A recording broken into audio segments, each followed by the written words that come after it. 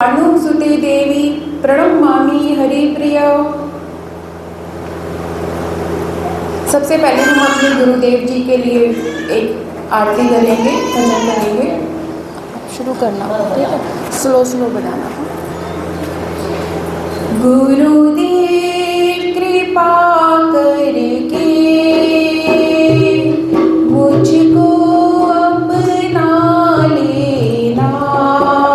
सभी बोलिए, गुरुदेव कृपा करके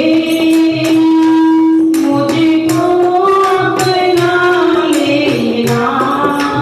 ओ गुरुदेव कृपा करके मुझको अपना। पहले मैं बोलूँगी, फिर आप दोहराना पीछे पीछे, ठीक है? इसकी आवाज़ हमारे दोनों की ऐसे डिस्ट्रैक्ट हो रही है, या तो वो वहाँ उधर बैठ जाए, ऐसा कुछ है। गुरुदेव कृपा करके मुझको